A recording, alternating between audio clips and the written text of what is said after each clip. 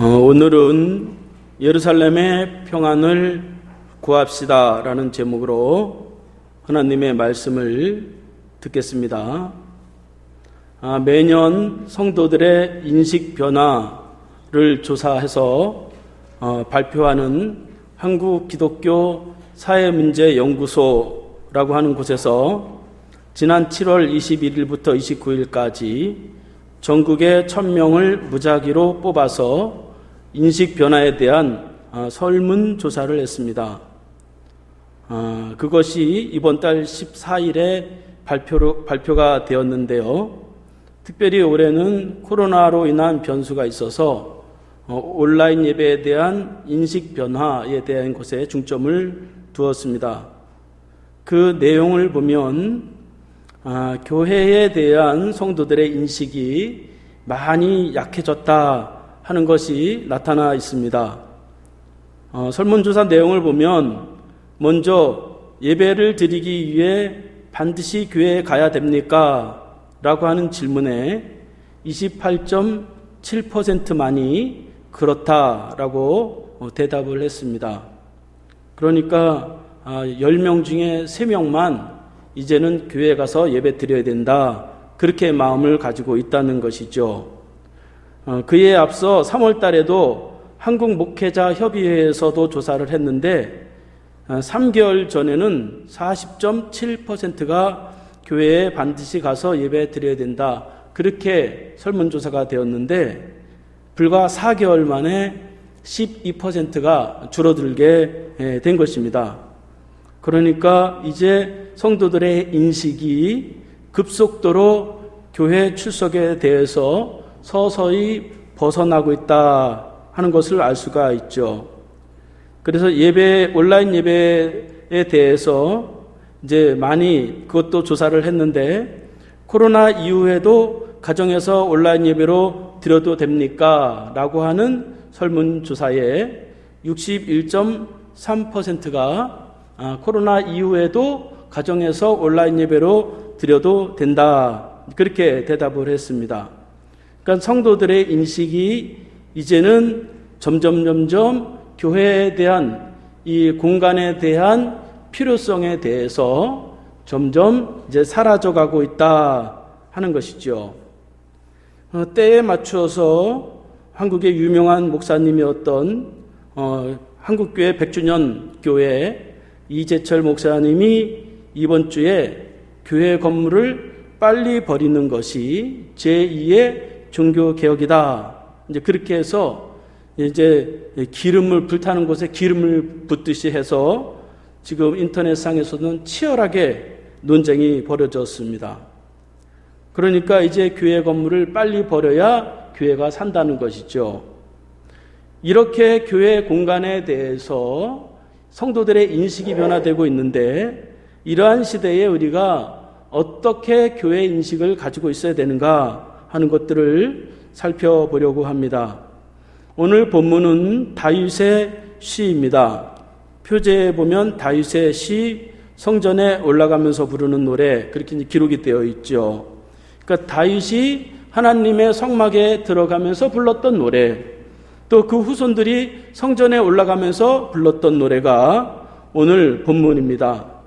이 시편의 배경을 보면 다윗은 이제 잃어버렸던 그 법궤를 찾아서 예루살렘으로 옮겨놓고 가까이 성막에 두면서 이제 이 시를 지었습니다. 그래서 다윗의 고백을 보면 예루살렘의 평안을 구하라, 예루살렘을 사랑하는 자는 형통하리로다 라고 하는 말을 통해서 그가 예루살렘, 즉 여기서 예루살렘이라고 하는 것은 하나님의 전, 물론 그 시대에는, 다윗의 시대에는 하나님의 성전은 없었죠. 성막에 그 법궤만 그렇게 이제 모셔 있었죠, 천막에. 그럼에도 불구하고 다윗은 그 예루살렘을 바라볼 때에, 그 예루살렘의 평안을 구할 때에 삶이 형통하게 된다고 하는 그러한 고백을 하는 것을 볼 수가 있습니다.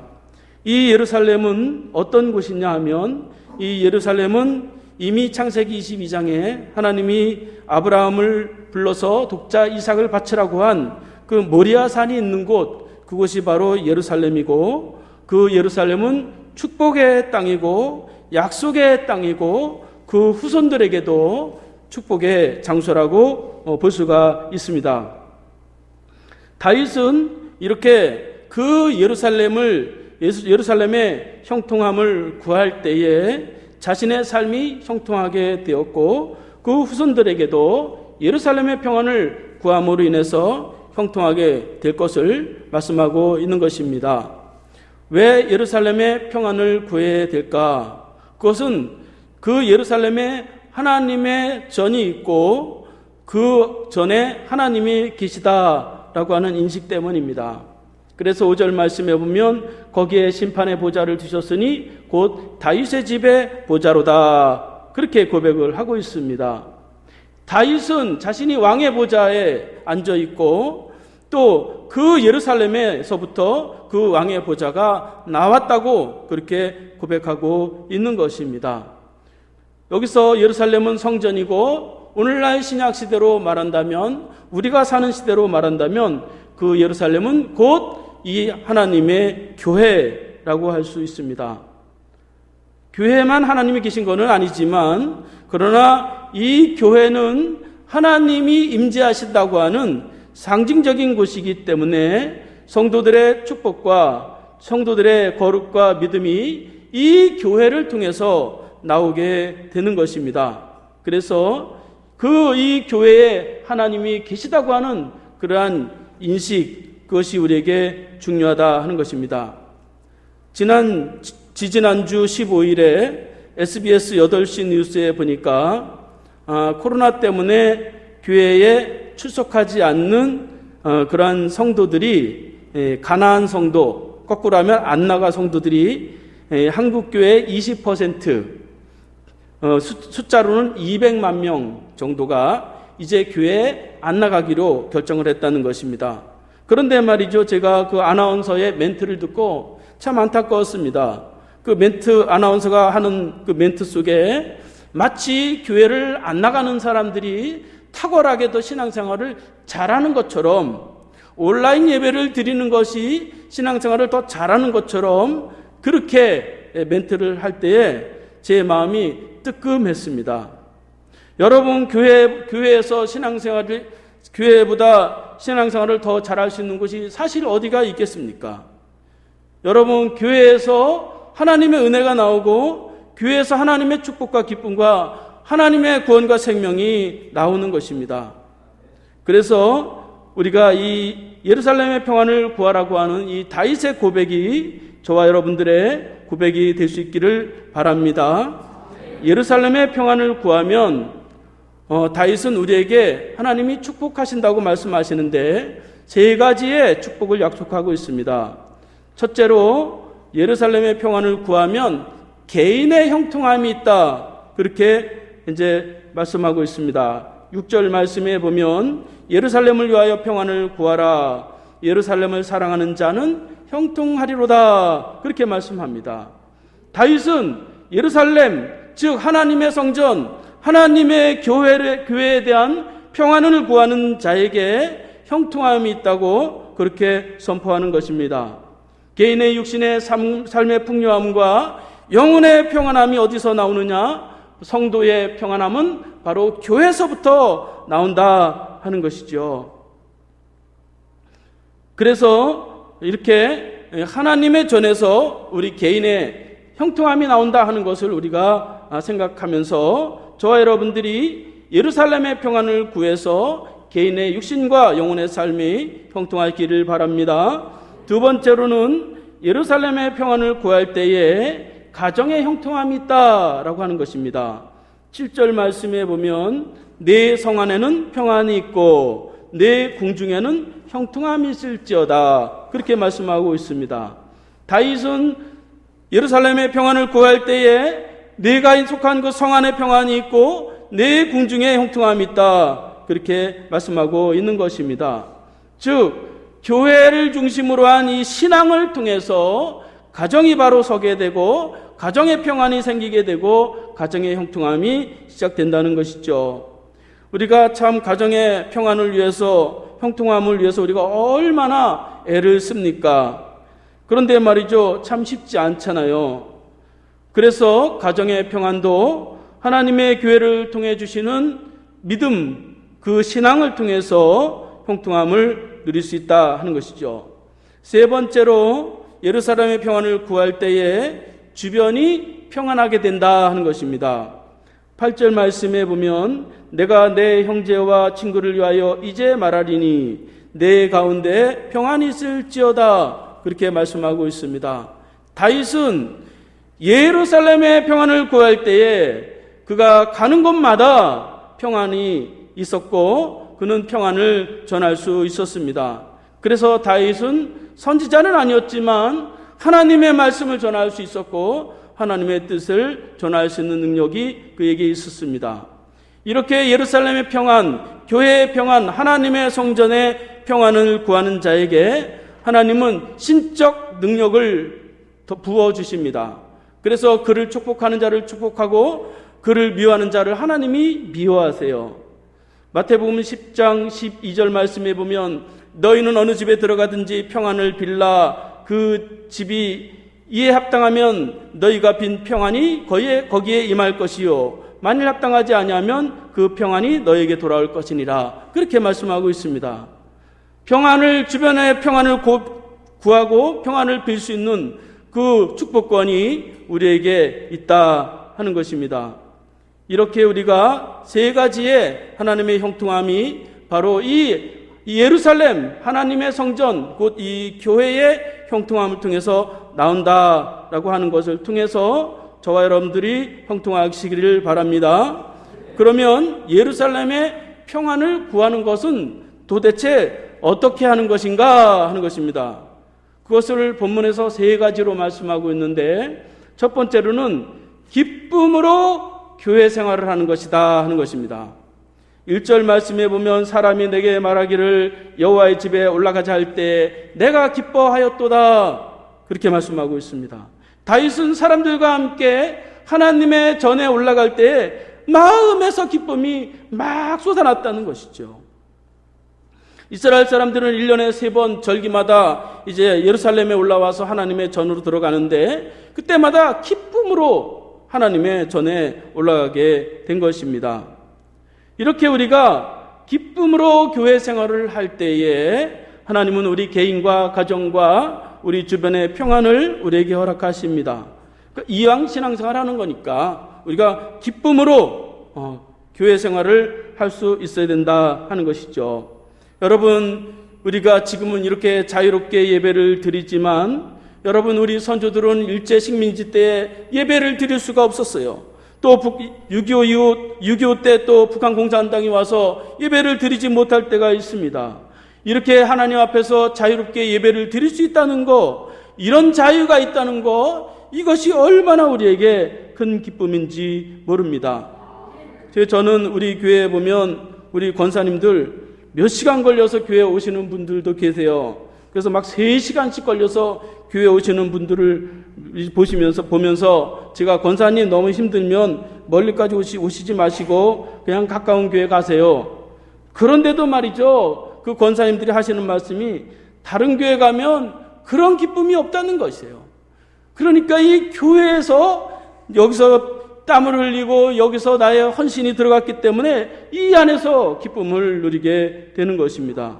그래서 제가 교회에 와서 많이 배운 것은 참 우리 어르신들이 말이죠, 참 변함없이 교회를 섬기는 걸 보면서 야, 정말 내가 많이 배워야 되겠구나, 그렇게 생각을 했습니다. 우리가 기쁨으로 교회 생활을 해서 형통한 삶을 누리시기 바랍니다. 두 번째로 예루살렘의 평안을 구하라고 하는 것은 교회 생활을 안정되게 해야 된다 하는 것입니다. 2절 3절 말씀에 보면 예루살렘아 우리 발이 네 성문 안에 섰도다. 예루살렘아 너는 잘 짜여진 성읍과 같이 건설되었도다. 다윗은 예루살렘을 바라보면서 잘 짜여진 성읍과 같고 거기에 발을 딛고 서 있다, 그렇게 그렇게 고백을 하는 것을 볼 수가 있습니다. 그러니까 삶이, 예루살렘의 이 교회 생활이 안정적으로, 이 성전을 안정적으로 그렇게 바라보는 것입니다. 다윗은 이렇게 예루살렘을 바라볼 때에 아름답게 바라볼 수 있는 안목을 가지고 있었습니다. 그리고 그 아름다운 성전에 자신의 발을 탁 담그고, 그리고 하나님의 평안을 누리는 것입니다. 그러니까 말이죠, 가끔 말이죠, 교회에 보면 아이고 목사님, 나 교회 이것도 시키지 말고 저것도 시키지 마세요. 교회 등록하세요. 그러면 한번 다녀보고요. 그러는 사람들도 가끔 있어요. 그런데 말이죠, 교회를 다녀보고 우리 교회에 등록하겠다, 그런 사람 치고 교회에 등록한 사람이 별로 없어요. 여러분, 우리 어르신들은 말이죠, 옛날에 이사 가면 그 마을에 조그만 교회가 있어도 그 교회 가서 그냥 하나님이 이 교회를 주셨다, 은혜가 되든 안 되든 거기서 교회 이 신앙생활을 얼마나 안정되게 하셨는지 몰라요. 요즘은 말이죠, 그런데 사람들이 교회에 대해서 너무 부정적인 그러한 인식을 가지고 있는 경우들이 많이 있어요. 하나님은 이 교회를 바라볼 때에 그 아름다운 눈을 가진 그런 사람을 통해서 하나님의 축복을 이루어 가시고 하나님의 뜻을 이루어 가십니다.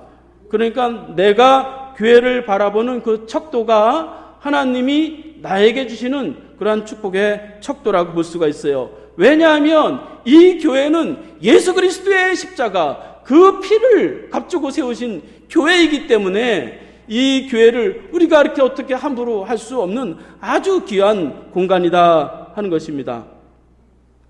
어느 날 말이죠, 어느 마을에 동시에 두 가정이 이사를 왔습니다. 그리고 그 마을에 있는 교회를 다니기 위해서 주변 사람들에게 그 교회가 어떤 곳인가 하는 것을 이제 확인하고 싶었습니다. 그래서 첫 번째 사람이 이제 걸어가다가 길에 손녀의 손을 잡고 앉아 계시는 노인을 만났어요. 그래서 물어봤어요. 할아버지, 저기 있는 저 교회는 어떤 교회예요? 물어봤더니 할아버지가 오히려 그 이사 온 성도에게 물어봤습니다. 성도님이 전에 다니던 교회는 어떤 교회입니까? 그랬더니 그 성도가 전에 다니던 교회에 대해서 아주 부정적인 것들을 계속해서 막 말을 하는 것이요. 그 교회 썩 마음에 드는 교회가 아니었어요 하면서 부정적인 말을 많이 했어요. 그때 그 노인이 그 성도에게 이 교회도 그런 교회입니다, 그렇게 말했대요. 그리고 잠시 후에 두 번째 이사 온 사람이 또 지나가다가 그 노인에게 물었습니다. 할아버지, 저 교회는 어떤 곳입니까? 그렇게 물었을 때에 노인이 또 똑같이 물었대요. 성도님이 전에 다니던 교회는 어떤 교회입니까? 그랬더니 제가 다니던 교회 사람들은 참 친절하고 너무너무 사랑에 넘치는 교회였습니다 하면서 교회 자랑을 막 하더래요. 그래서 노인이 저 교회도 그런 교회입니다, 그렇게 대답을 했대요. 그래서 그 노인의 손을 잡고 있던 손녀가 말이죠, 할아버지에게 물어봤대요. 아니 할아버지, 왜 한 사람한테는 저런 교회는 고약한 교회라고 하고 한 사람은 왜 좋은 교회라고 그렇게 대답을 해줬어요? 그렇게 물어봤더니 그 노인이 손녀에게 이렇게 대답했다는 것입니다. 교회는 하나님이 세우신 곳이고 거기에 많은 부족한 사람들이 모여서 그 교회를 아름답게 만들어 가는 것이다, 그렇게 대답을 해 주었다는 것입니다. 그러니까 교회를 아름답게 바라봐야 이 교회 생활이 안정되게 되는 거예요. 요즘은 너무 말이죠, 사회적으로 교회에 대해서 너무 나쁜 그런 안목들이 많다 보니까 참 성도들도 말이죠, 교회에 대해서 너무 부정적인 그런 모습을 많이 가지고 있는 것을 볼 수가 있습니다. 여러분, 칼빈은 기독교 강요 제4권에서 교회를 가리켜서 가시적 교회는 하나님의 자녀를 양육하는 어머니다, 그렇게 말을 했어요. 이 가시적 교회는 부족한 사람들이 만나서 여기서 하나님의 자녀로 만들어져 가는 것입니다. 이 교회는 모든 것을 다 품을 수 있어야 되는 거예요. 다 품어내야 되는 거예요. 어머니와 같이 죄인도 부족한 자도 실패한 자도 실수한 자도 다 품어낼 수 있는 것이 바로 이 교회다 하는 것입니다. 가톨릭처럼 교회 건물을 너무 막 우상시해서도 안 되지만 그렇다고 해서 교회를 이제 가볍게 보아서는 안 된다 하는 것입니다. 이 교회에서 우리가 안정되게 하나님의 교회를 섬길 때에 저와 여러분들의 가정이 형통할 수 있기를 바랍니다. 세 번째로 예루살렘의 평안을 구하라고 하는 것은 감사함으로 교회 생활을 하라는 것입니다. 4절 말씀에 보면 지파들 곧 여호와의 지파들이 여호와 이름에 감사하려고 이스라엘 전례대로 그리로 올라가는도다 그렇게 말씀하고 있습니다. 각 지파의 사람들이 전례대로 그 성전에 올라가면서 감사하려고 올라갔다 하는 것입니다. 그러니까 감사함으로 교회 생활하는 것이 이 예루살렘, 이 성전을 위해서 평안을 구하는 것입니다. 이 이스라엘 백성들은 이 예루살렘의 그러한 평안을 잃어버려 봤을 때가 많이 있었습니다. 그래서 바벨론에 끌려가면서 이제 성전 무너지는 것도 보고 또 신앙적인 핍박도 받아보고 그러면서 다시 그 예루살렘에 올라올 때에 감사할 수밖에 없었습니다. 이처럼 우리가 하나님의 자녀가 되고 구원받은 자녀가 되고 하나님의 이제 축복을 얻은 자로서 감사하는 그러한 교회 생활 너무 중요하다 하는 것입니다. 그런데 말이죠. 감사하려고 하는데 그게 뭐 잘 되나요? 잘 안 되죠. 그래서 어떻게 해야만 감사하면서 교회 생활을 할 수 있느냐? 오늘 말씀해 보니까 전례대로 그렇게 성전에 올라갔다는 것입니다. 그러니까 감사는 내가 무엇을 좋아하느냐 싫어하느냐 은혜가 되느냐 안 되느냐 내가 무엇은 유익이 있느냐 없느냐 여기에 기초를 두지 않고 전례대로 그래서 이스라엘 백성들은 신명기 16장 16절에 말하는 대로 1년에 3번씩 너희는 여호와의 택하신 거로 올라갈지어다 그 말씀대로 그렇게 했다는 것이죠. 그러니까 우리 지난날에 이 조상들이 어떻게 신앙을 지켰고 또 이 교회가 어떻게 세워졌고 이런 것들을 그 전에 있던 것들을 기억하고 또 그것을 소중히 여길 때에 우리가 감사할 수 있는 것이죠. 여러분 우리가 이 자리에 오기까지 저 같은 경우 목사가 되기까지 얼마나 많은 사람들의 기도와 눈물이 있었습니까? 그것을 생각하면 우리가 감사할 수밖에 없죠. 이렇게 우리가 하나님의 교회에 올 때에 감사함으로 교회를 섬길 때에 개인과 가정과 우리 주변의 형통함을 이제 전하게 될 수 있다 하는 것입니다. 이제 말씀을 마치겠습니다. 저와 여러분들이 이제 교회의 이 중요성을 점점 사라져가고 있는 이러한 때에 다시 한번 이 교회를 기쁨으로 또 감사함으로 또 안정된 그러한 교회 생활을 통해서 이 다윗과 같이 이 땅에서 하나님의 축복과 은혜를 누리고 또 새 예루살렘, 새 하늘과 새 땅을 바라보면서 다 승리하는 저와 여러분들이 될 수 있기를 바라겠습니다. 기도하겠습니다. 하나님 아버지 감사합니다. 저희를 교회의 일원으로 부르시어 지금까지 평안을 누리게 하심을 감사드립니다. 이전보다 더 하나님을 사모하게 하시고 기쁨과 감사함과 안정되게 교회 생활을 하게 하셔서 저희들이 가는 곳마다 형통함과 평안함이 있게 하여 주시옵소서. 예수님의 이름으로 기원하옵나이다. 아멘. 우리 다 함께 일어나셔서 축복의 노래 부르고 축도하겠습니다.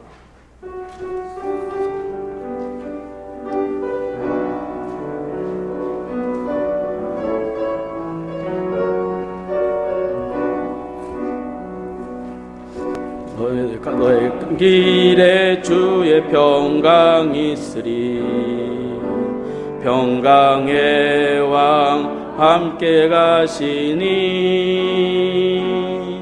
너의 걸음 주 인도하시리. 주의 강한 손 널 이끄시리. 너의 가는 길에 주의 축복이 있으리. 영광의 주 함께 가시니 내가 밟는 모든 땅 주님 다스리리. 너는 주의 길 예비케 되리. 주님 나라 위하여 길 떠나는 나의 형제여, 주께서 가라시니 너는 가라. 주의 이름으로 거칠은 광야 위에 꽃은 피어나고 세상은 내 안에서 주님의 영광 보리라. 강하고 담대하라. 세상 이기신 주 늘 함께 너와 동행하시며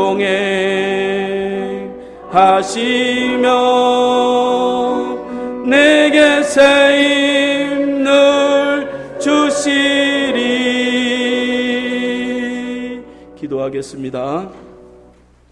이제는 죄인을 위하여 십자가에서 자기 몸을 주시고 그 핏값으로 교회를 세우신 예수 그리스도의 은혜와 예루살렘의 평안을 늘 구하는 자에게 평안을 주시고 형통하게 하시는 하나님 아버지의 사랑하심과 이 연약한 몸을 성전으로 삼아 그 안에 항상 거하시고 위대한 일을 행하시는 성령님의 은혜가 오늘도 하나님의 전에서 기뻐하고 안정감을 찾고 감사하는 심령들마다 그 머리 위에 지금부터 영원까지 함께 하시기를 간절히 축원하옵나이다. 아멘.